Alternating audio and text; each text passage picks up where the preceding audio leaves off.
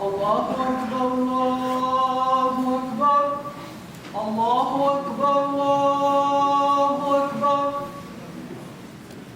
أشهد أن لا إله إلا الله أشهد أن لا إله إلا الله أشهد أن محمدا رسول الله أشهد أن محمدا رسول الله حي على الصلاة حي على الصلاة حي على الفلاح حي على الفلاح الله أكبر الله أكبر لا إله إلا الله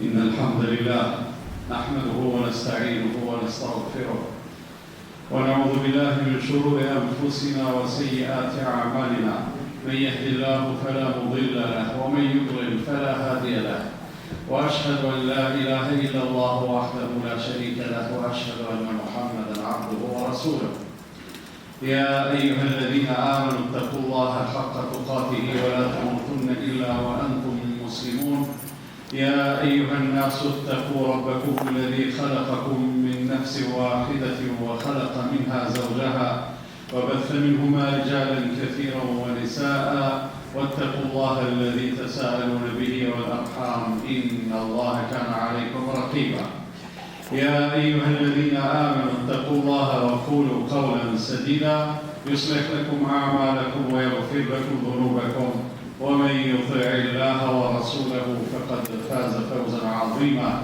أما بعد فإن أصدق الحديث كتاب الله تعالى وخير الهدي هدي محمد صلى الله عليه وسلم وشر الأمور محدثاتها وكل محدثة بدعة وكل بدعة ضلالة وكل ضلالة في النار ثم أما بعد Falënderimet të takojnë Allahut të madhruar, atë e falenderojmë prej tij ndihmë dhe falje kërkojmë, atë që e udhëzon Allahu nuk ka kush që e humbë, dhe atë që Allahu e lënë humbi nuk ka kush që e udhëzon. Dëshmojmë se nuk ka të adhuruar me të drejtë përveç Allahut dhe dëshmojmë se Muhamedi sallallahu alaihi wasallam është robi dhe i dërguari i tij. Të nderuar vëllezër, Allahu i madhruar na ka përzgjedhur nga të gjitha krijesat dhe na ka bërë njerëz. Nga mesi i njerëzve na ka përzgjedhur, na ka begatuar me udhëzim.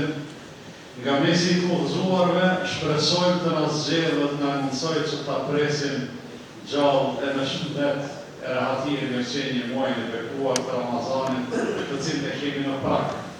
Në të vërtetë Ramazani është edhe një konfirmim shtesë i një ligji të cilin krijuesi i gjithësisë e zgjodhi, e që njerëzit jetojnë sipas tij dhe nëse jetojnë sipas tij, atëherë jeta e tyre e kësaj bote do të marrë kuptimin e duhur, ndërsa në botën e përditshme ata do ta meritojnë shpëtimin, sigurinë, por edhe lumturinë e përjetshme. Ajo që është shumë e rëndësishme që njeriu, secili njeri ta kuptojë, është se Allahu jetën e kësaj bote e ka bërë jetë të sprovës, jetë në cilën secilit i ka dhënë mundësi që të dëshmojë se është i gatshëm t'i bindet Allahut, t'i ushtrohet atij, të respektojë udhëzimet, urdhresat, ndalesat e tij dhe kësaj duke vepruar kështu, ai do të sigurojë më të mirën për veten e vet. Në të vërtetë është e gjithditur se Allahu i madhëruar nuk ka asnjë nevojë për gjithë ato vepra të cilat ne i bëjmë. Madje as për ato të cilat Allahu i ka kërkuar prej neve, në mënyrë obligative apo në mënyrë preferenciale. Gjithë farzet, gjithë sunnetet, gjithë nafilet që i bëjmë, ne i bëjmë për të mirën tonë. Mirë po, duke qenë se Allahu është sovrani i kësaj ekzistence, ai zgjedh, sikur se thotë për veten e tij, Allahu yakhluqu ma yasha'u wa yakhtar. Ai krijon çfarë të dojë dhe zgjedh çfarë të doj. Ai zgjedh pra që ne të veprojmë sipas zgjedhjes së tij, edhe sipas udhëzimeve të cilat ai ka para pa për neve. Jeta pra mbetet sprovë, në cilën Allah i madhruar na sheh, edhe ne e kemi mundësinë që të dëshmohemi se çfarë po synojmë të arrijmë. Thot Allah i madhruar: "E fa hasibtum annama khalaqnakum abathan wa annakum ilayna la turja'un." A thua vallë mos llogaritët se ne ju krijuam juve kot së koti, pa ndonjë qëllim, pa ndonjë arsye të ekzistencës, dhe apo llogaritët se tek ne nuk do të kthehemi. Pra, ky ajet me këto dy pyetje të rëndësishme, për cilat ne duhet të mendojmë, dhe cilave ne duhet të gjejmë ose të përgatisim përgjigje, këto dy pyetje, a mendoni se mos u krijuam kot së koti? Asnjë njeri nuk ekziston pa synim. Edhe çdo njeri që nuk mendon rreth synimit, çdo njeri që nuk mendon rreth asaj se për çka ka ardhur në këtë botë, cili është roli jem, cili është misioni jem, çfarë pritet prej meje, ku do të shkoj, ai realisht nuk do të jetë në gjendje, por nuk mendoj rreth këtyre, nuk do të jetë në gjendje që jetën e tij ta jetoj ashtu për çka edhe duhet ta jetoj. Dhe në këtë situatë ai do ta çojë jetën e tij ta. Ndërsa pyetjes tjetër, a mendoni se nuk do të kthehemi tek ne e këtë kthimin tek Allahu që plot? Kurani e trajton fuqishëm, e trajton shpesh, e trajton shumë, e trajton në forma të ndryshme dhe në formulimet më të shkurtra të citateve, qofshin ato ajete kuranore, apo qofshin edhe fjalët e pejgamberit sallallahu alaihi wasallam, kur duhet të përmendet besimi kalim fe, përmendet besimi në Zotin dhe në ringjallje. Ringjallja është kthimi tek Allahu fuqiplot, kthim dhe takim të cilit duhet bogat, për cilin duhet përgatitur. Dhe përgatitja më e mirë padyshim është jetësimi dhe aplikimi të gjitha atyre veprave të cilat Allah i madhruar i ka kërkuar prej neve. Tash vije Ramazani si një parko e mundësive të shumta, parko e dhuratave hyjnore, të cilat njeriu i mençur i shfrytëzon, për të cilave njeriu i mençur përfiton. Agjerimi si krye dhurata, si shpërblimi kryesor i këtij muaji të bekuar, padyshim që duhet të ketë një rol të dukshëm në jetën tonë dhe në shprehjet tona. Të nderuar vëllezër, ne e dimë se secili njeri mund potencialisht të bëhet peng edhe rob i shprehjeve të ndryshme. Jo rrallë të një pjesë e jona, pasi të secili potencialisht, të secili prej neve, ato shprehji rrezikojnë me qenë edhe të tamshme. Nuk janë gjithmonë shprehji të mira. Neve ndikojmë edhe prej veseve të shumta. Njeriu në të vërtetë ka prirje që të akomodohet edhe në vepra të gabuara, edhe në vepra të liga, edhe në mëkate. Herën e parë, kur e bën një vepër mbasi i bie vështirë, herën e dytë kur jeton gjithashtu rand, mirë po pak më lehtë se herën e parë, ndërsa mekanimin e kohës hera e tjera rrezikon që të normalizohet e keqja, edhe këto shprehji depërtojnë në neve, në praktikat tona, në veprat tona, pothuajse pa u vrejtë. Dhe kalojnë muajt e jetës, kalojnë muajt e vitit, dhe ne nuk e shohim vetën duke rëshqitur qoftë edhe pjesëveçka, ka hlajfitja, ose ka rruga e gabuar. Allahu e sjell Ramazanin si mundësi që ne të reflektojmë, si mundësi që ne të mendojmë për jetën tonë, dhe jo rrallë themi, pase në prag të çdo Ramazanit e jetës sonë, themi sa shpejt po ikën viti.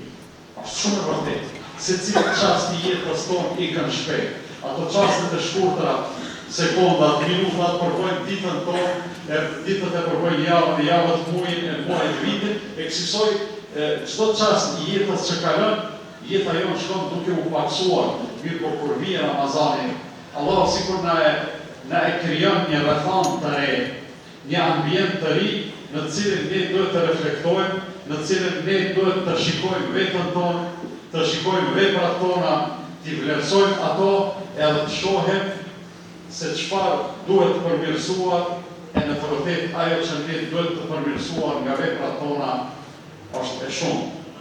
Ramazani është mundësi e ardhë e ndryshimit edhe të shprehimit të këqija. Ne e shohim se kur vi Ramazani, dita jo bëhet natë dhe anasjetas. Kur vi Ramazani, edhe oraret e të ushqyrit ndryshojnë.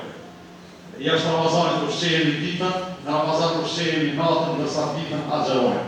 Kur agjerojnë, përbahemi nga ajo e cila është elementare për mbijetesën tonë. Përbahemi nga ajo, përbahja nga e cila është e kufizuar. Si lehoj agjerojnë prej agimit deri në muzikë, deri në përëndimin e diellit. Nuk lejohet të agjerojnë më gjatë se kaq. Nëse ndonjëri prej neve do të mendonte që si rrjedhoi devotshmërisë është më mirë të agjerojë 2 ditë pa ndërprej, i themi një gjatë tillë Islami nuk e lejon. Për çfarë arsye? Për arsye se megjithatë trupi i njeriu nuk e përballon agjerimin e 2 ditëve pa ndërprej. Trupi i njeriu e përballon natyrshëm edhe mirë, edhe shëndetshëm agjerimin e një dite të vetme. Pastaj ngrënien e iftarit deri në shkurt, pastaj agjerimin e ditës tjetër e kështu me radhë. E praktisim edhe heqim dorë prej asaj për cilën kemi nevojë, prej asaj që është elementare për mbijetesën tonë. Dhe kjo njëkohësisht na jep mundësinë të kuptojmë se megjithatë kemi potencial, për cilin ndoshta jashtë Ramazanit nuk kemi të vëmendshëm, edhe nuk kemi të vetëdijshëm. Po kjo gjithashtu na jep të kuptojmë edhe një gjë tjetër. Nëse kemi mundësi edhe jemi në gjendje të praktisim ushqimin edhe pijen gjatë ditës së Ramazanit, edhe pse ato janë në kohë të rëndëmta, jo vetëm halal, po kemi shumë nevojë për to, atëherë ekzistojnë në jetën tonë disa ngarkesa. Le të jenë ato bindje ose mendime, le të jenë fjalë, le të jenë shprehi, le të jenë vepra.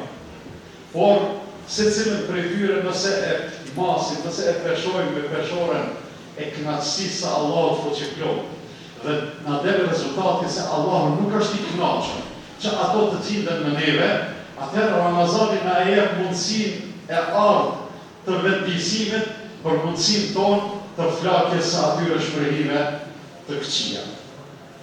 Atë që e flasim rëndom, duhet ta ndrojmë, duhet ta përmirësojmë, duhet ta rregullojmë. Besimtari posaçërisht në gjuhën e tij duhet të jetë shumë i kujdesshëm. Të mos përdor fjalë ofenduese, të mos përdor gënjeshtra, të mos bardh fjalë, të mos përgojoj e kështu me radhë. Dhe agjerimi në mënyrën më të mirë na edukon në këtë aspekt. Për arsye se i dërguari sallallahu alaihi wasallam thotë: "Fa-idha kana yawmu sawmi ahadikum fala yarfuth wala yafsuq." E kur ndonjëri prej jush të jetë në ditën e tij të agjerimit, atëherë të mos flas fjalë të pista, e as të mos flas fjalë të cilat janë mëkat. Në tjetër hadith, i dërguari sallallahu alaihi wasallam thotë: "Men lam yada' qawla az-zuri wal 'amala bih, falaysa lillahi hajatun fi an yada'a ta'amahu wa sharabahu." Ai i cili nuk e praktikon gënjeshtra, dhe të gjitha ato fjalë që lidhen me te, edhe veprimet që lidhen me te, atëherë le ta di se Allahu nuk ka nevojë që ky ta praktikojë ushqimin dhe pijen. Që do të thotë se edhe atë pjesën më formale, me cilën identifikohet agjerimi, që është praktikja e ushqimit dhe pijes, nuk duhet ta bëjmë, ose edhe po e bëjmë, nuk do të ketë vlerë, por derisa nuk e bëjmë atë pjesën esenciale, praktikjen mundësisht të çdo vepre të lig, edhe të çdo fjale të pakishme. Madje agjerimi na edukon të nderuar vëllezër që edhe atëherë kur na duket se kemi arsye të flasim ndonjë fjalë të pahishme, ose të bëjmë ndonjë reagim të pamatur, jo për shkak se jemi të këtij, po për shkak se jemi provokuar, për shkak se sipas një logjike njerëzore. Dikush në base e meriton të reagojmë ndaj tij ashtu, Allah i madhëruar nëpërmjet të dërguarit të tij na edukon që në këtë rast edhe reagimi është i pavend, ani pse logjikisht na duket se është i arsyeshëm. Thot i dërguari sallallahu alaihi wasallam: "فإذا سابه أحد أو شتمه فليقل إني صائم إني صائم." Nëse besimtarin duke qenë agjerueshëm, dënjani e ofendon, ose e shan, ose e provokon, në versionet tjera të hadithit ka ardhur edhe konflikti konkret, fizik, ka të lërë. Nëse dënjani e lufton, ky le të përmbahet, dhe tjetërit le t'i tregoj arsyet e përmbajtjes së vet. Le t'i thot, unë jam agjerues, unë jam agjerues. Është përmend të gjitha versionet e hadithit, kjo shprehje nga 2 herë, për arsye se është e rëndësishme. Është një lloj nënvizimi profetik ky, i cili neve na mëson se duke qenë agjerueshëm, të duhet shumë gatishmëri për vetmohem, të duhet shumë vetë përmbajtje, të duhet ta mbash në kontroll jo vetëm reagimet tua, jo vetëm sjelljet tua, por nganjëherë ta mbash në kontroll edhe dignitetin tënd, nga se në situata të caktuara mund të duket ty, i dashur vëlla besimtar, agjerues, mund të duket se digniteti yt po rrezikohet, ose dëshiron të përdoset, megjithatë dalja zot dignitetit tënd me një reagim me cilin Allahu nuk është i kënaqur, mund të vijnë kundërshtim me vlerën e agjerimit. Andaj gjithë këto shprehi, e sidomos ato më të shpeshta që janë shprehjeve dhe shprehit e gjuhës, e që njëkohësisht janë edhe më të rrezikshme, për arsye se ne kur mendojmë qetë, e kuptojmë se veprat më të mira dhe më me vlerë i bëjmë me fjalë. Po edhe veprat më të këqija dhe më të liga njeriu prapë rrezikon me i bë me fjalë. Besimi shqiptohet edhe shprehet me fjalë, shahadetin e themi me gjuhë. Po edhe kufrin, shumicën e manifestimeve të tij shprehet me fjalë. Pra gjuha është ajo për cilën ka thënë i dërguari sallallahu alaihi wasallam, a ka diçka që i çon, që i shpije njerëzit në xhehenem më tepër se sa ajo që korrin si pasojë e aktivitetit të gabuar të gjuhëve të tyre. Andaj këto shprehi ne përpiqemi edhe e kemi mundësinë që t'i ndryshojmë ka e mira, t'i përmirësojmë gjatë këtyre ditëve të bekuara, të muajit të Ramazanit i cili po na troket në det, duhet ta shfrytëzojmë për arsye se është mundësi e fundja ajo devotshmëri e cila synon të arrihet nëpërmjet agjerimit, e për cilën Allahu i madhruar ka thonë kutiba aleikum siyam, kema kutiba alel ladhina min qablikum la'allakum tattaqun. U është bërë obligim juve agjerimi sikurse u ishte bërë atyre që ishin para juve, në mënyrë që të bëheni të devotshëm. Ajo devotshmëri mes tjerash është edhe përmirësim i cilësisë së sjelljeve, fjalëve, qëndrimeve, reagimeve tona. Ajo devotshmëri nuk është gjë tjetër veç se gjendje në të cilën Allah i madhruar dëshiron të na shoh, ndihet i kënaqur me neve, nëse ne gjendemi ashtu sikur se Allah i madhruar dëshiron të na shoh. Allahu i plotfuqishëm na mundsoft që Ramazanin ta presim gjallë, e në jetë, e në shëndet, e në mirëqenie, e në rahati, ta agjerojmë, e ti shërbejmë Allah të madhruar, ta adhurojmë Allah ashtu si është mundësia e tij, e them këtë që dëgjuar dhe kërë i falë për Allah për vektor për ju, edhe ju që më i falë se Allah të arëzëm shumë.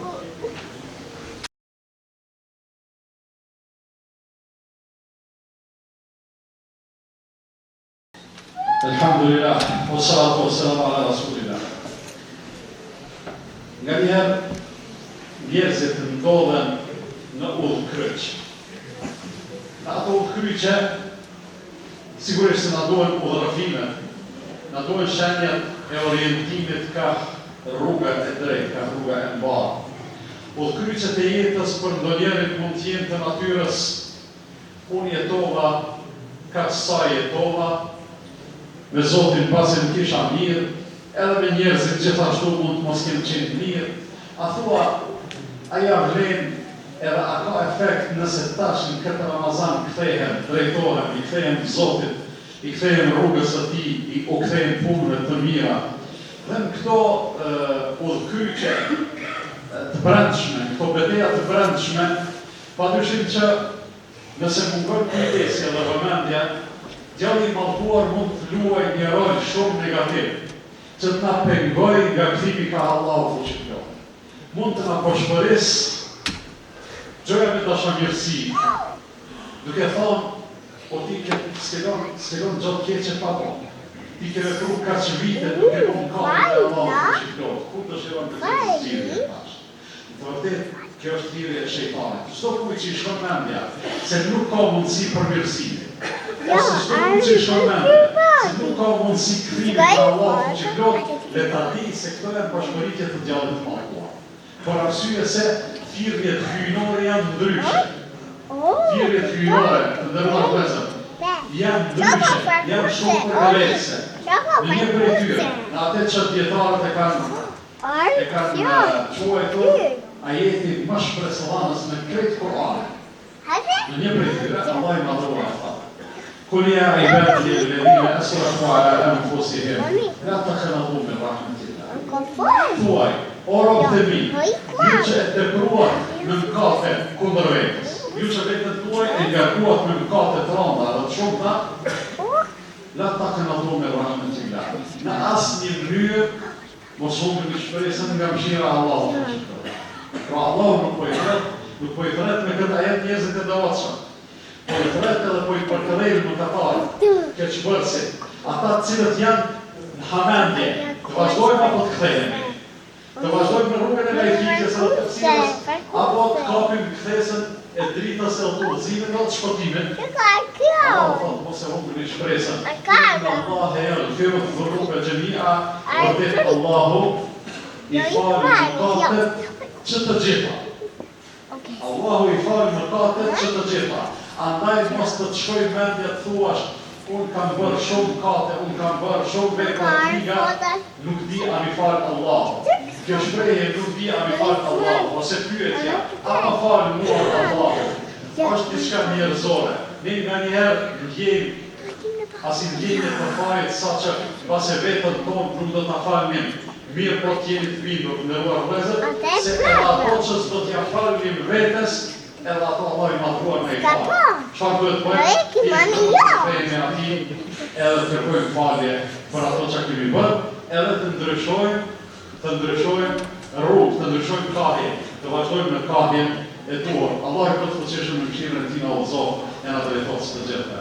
إن الله وملائكته يصلون على النبي يا أيها الذين آمنوا صلوا عليه وسلموا تسليما اللهم صل على محمد وعلى آل محمد كما صليت على إبراهيم وعلى آل إبراهيم إنك حميد مجيد وبارك على محمد وعلى آل محمد كما باركت على إبراهيم وعلى آل إبراهيم إنك في العالمين حميد مجيد اللهم أعز الإسلام والمسلمين وأذل الشرك والمشركين وانصر من نصر الدين واخذل من خذل المسلمين اللهم من أرادنا والإسلام والمسلمين بسوء فرد سوءه وكيده على آخره وأشغله بنفسه واجعل تدبيره تدميرا يا رب العالمين اللهم ردنا والمسلمين جميعا إلى الإسلام ردا جميلا اللهم آت نفوسنا تقواها وزكاها أنت خير من زكاها أنت وليها ومولاها عباد الله إن الله يأمر بالعدل والإحسان وإيتاء ذي القربى وينهى عن الفحشاء والمنكر والبغي يعظكم لعلكم تذكرون وأقم الصلاة.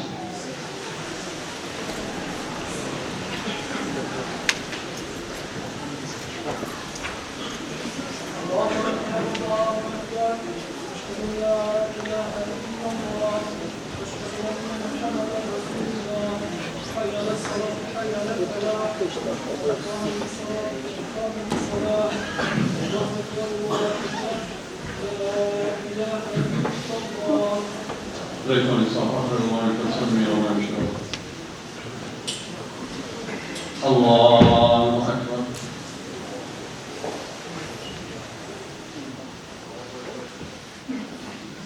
الحمد لله رب العالمين الرحمن الرحيم مالك يوم الدين إياك نعبد وإياك نستعين اهدنا الصراط المستقيم صراط الذين أنعمت عليهم غير المغضوب عليهم ولا الضالين.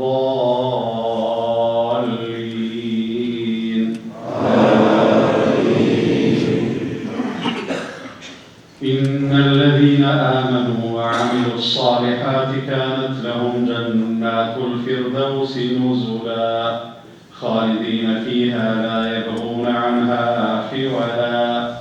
قل لو كان البحر مدادا لكلمات ربي لنفد البحر قبل أن تنفد كلمات ربي ولو جئنا بمثله مددا. قل إنما أنا بشر مثلكم يوحى إلي أنما إلهكم إله واحد فمن كان يرجو لقاء ربه فليعمل عملا صالحا ولا يشرك بعبادة ربه أحدا. الله أكبر.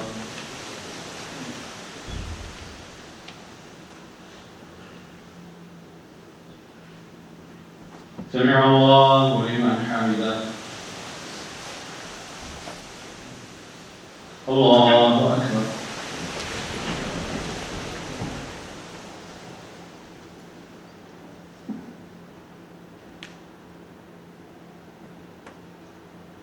الله أكبر. الله أكبر.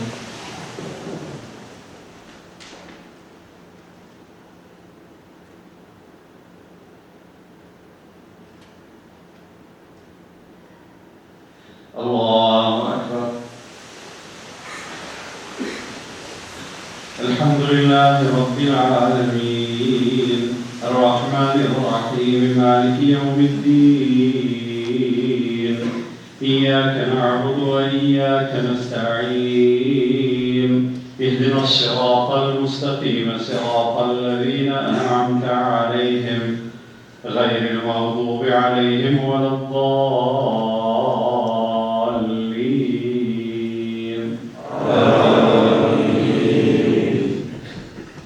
إن الذين آمنوا وعملوا الصالحات سيجعل لهم الرحمن ودا فإنما يسرناه بلسانك لتبشر به المتقين وتنذر به قوما لدا. وكم أهلكنا قبلهم من قرن هل تحس منهم من أحد أو تسمع لهم ركزا. الله أكبر.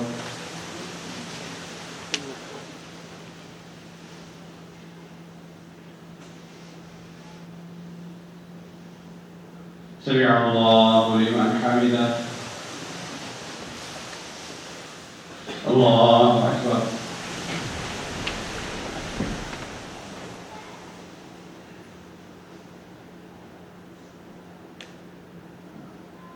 الله أكبر.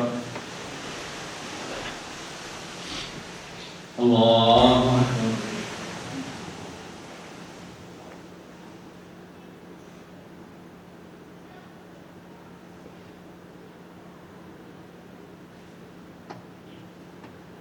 الله أكبر.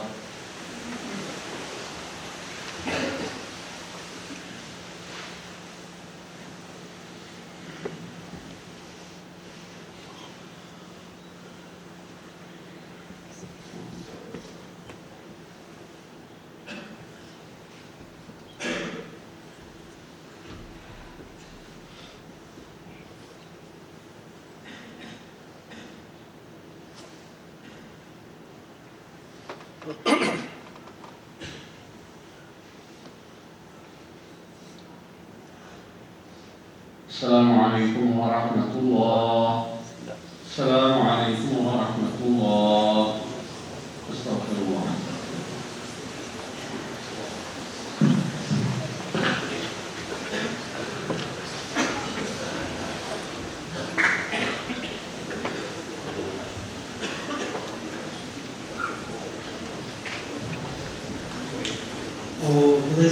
Si që kemi njoftuar edhe në namazin e akşamit të hoxha Bekliet sot për të na dhënë disa këshilla dhe disa porosi në pranë të muajit të Ramazanit. Ata të cilët bëhet sot dhe urojmë që të përfitojmë nga tjera dhe këshillat e Hoxhës. Zoti ju shpërblet në